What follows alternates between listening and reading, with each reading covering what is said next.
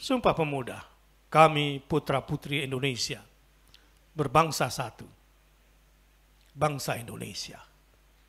Yang mana disebut bangsa itu?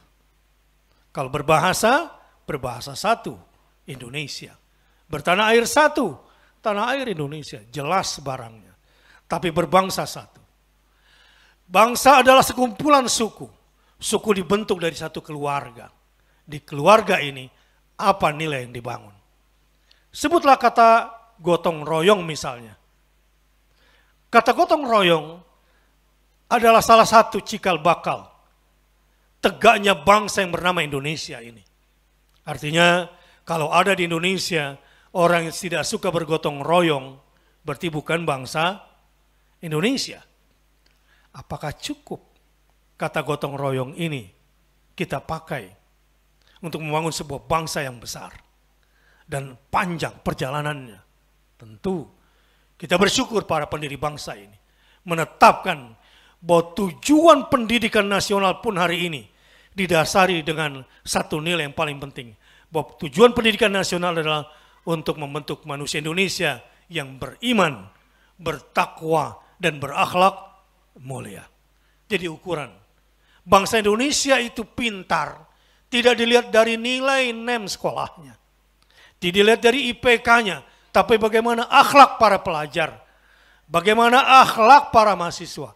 Dan itu semua dimulai daripada akhlak dari rumah tangga. Sekumpulan rumah tangga inilah yang membentuk suku. Sekumpulan suku lah yang membentuk satu bangsa. Di Indonesia ada bangsa Melayu, ada bangsa Sunda, ada bangsa Jawa, ada bangsa Indonesia Timur dengan semua bangsa-bangsa lainnya. Adalah sekumpulan dari adat dan suku-suku. Apa dasar mereka membangun bangsa ini? Al-Quran, sebagaimana yang digambarkan oleh Syauqi, bahwa keberadaan satu bangsa diukur dari akhlaknya. Kalau bangsa itu sudah tidak punya akhlak, maka hilang nilai bangsa itu. Ini bahayanya Indonesia. Kalau kita berhenti mendakwakan nilai-nilai Al-Quran sebagai akhlak di negara yang didasari oleh demokrasi, celakanya tergantung selera orang banyak.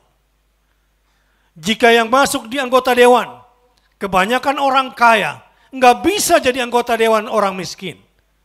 Dan kebanyakan mereka adalah orang-orang kapitalis di isi kepalanya, susah untuk memikirkan orang-orang kecil.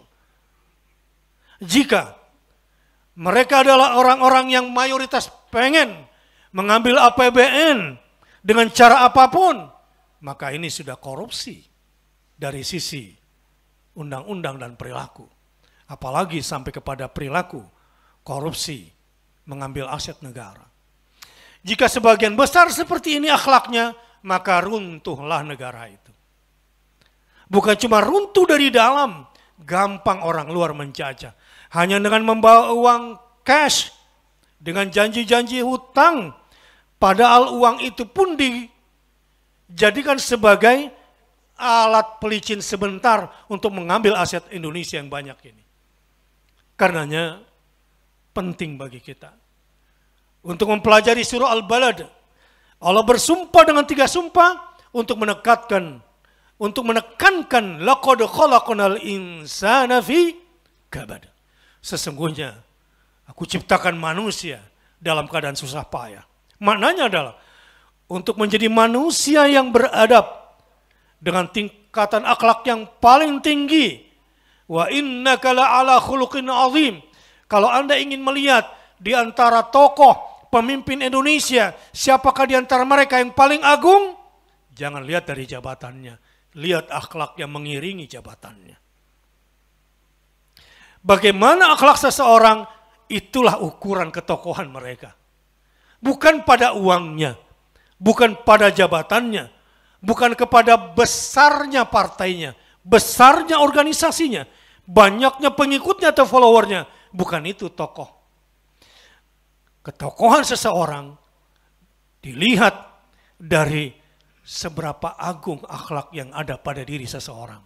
Al-Quran, Allah sendiri yang menjadi saksi Wa innaka la'ala khuluqin azimin. Kamu Muhammad. Bayangkan, Allah yang rekomendasikan. Allah yang mengijazahkan. Allah yang menjadi saksi. Tingkat akhlakmu wahai Muhammad adalah tingkatan yang paling tinggi